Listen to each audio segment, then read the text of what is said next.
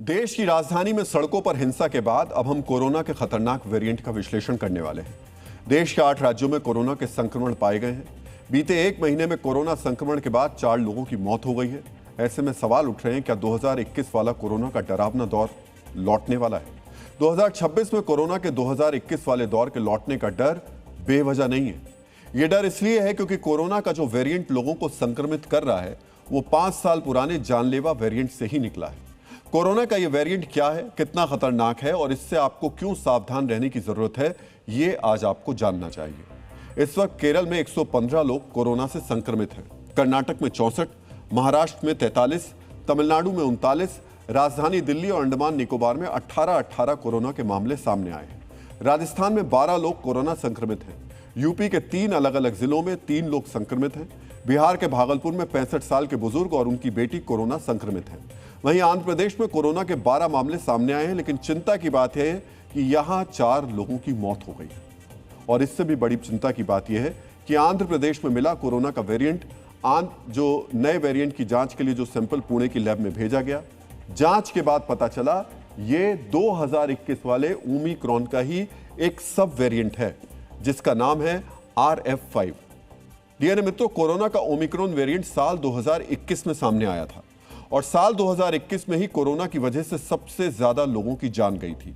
यही वजह है कि एक बार फिर देश के कई राज्यों में कोरोना का संक्रमण फैलने के बाद लोगों के मन में 5 साल पुराना डर लौट आया है। लोगों के मन में ये सवाल आ रहे हैं कि क्या एक बार फिर मास्क और ग्लव्स पहनने की नौबत आ जाएगी? क्या एक बार फिर सोशल डिस्टेंसिंग वाला दौर शुरू हो जाएगा? क्या एक बार फिर लोगों को अपने घरों में कैद होना पड़ेगा?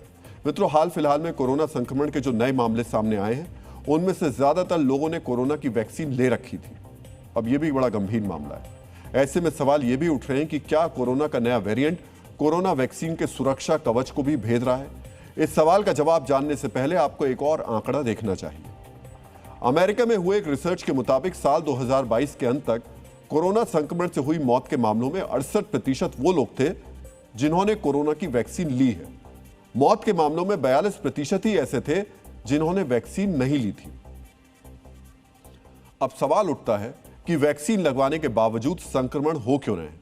साइंस की भाषा में इसे ब्रेक थ्रू इन्फेक्शन कहा जाता है, यानी वैक्सीन का सुरक्षा चक्र पार करके वायरस ने शरीर में प्रवेश कर लिया है।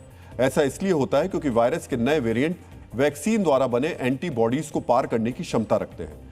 लेकिन राहत की बात यह है कि रीढ़ में मौजूद एंटीबॉडीज संक्रमण के असर को कम कर देता है। लेकिन दोबारा संक्रमण के बढ़ते आंकड़े इस ओर इशारा कर रहे हैं कि वैक्सीन का असर कम पड़ता जा रहा है। वैक्सीन लेने या संक्रमण होने के बाद खून में एंटीबॉडीज बनती हैं। विज्ञान के अनुसार ये एंटीबॉडीज 4 से 6 महीने के बाद धीरे धीरे कम होने लगती है। साथ ही वैक्सीन मौजूदा वेरिएंट के हिसाब से बनाई जाती है।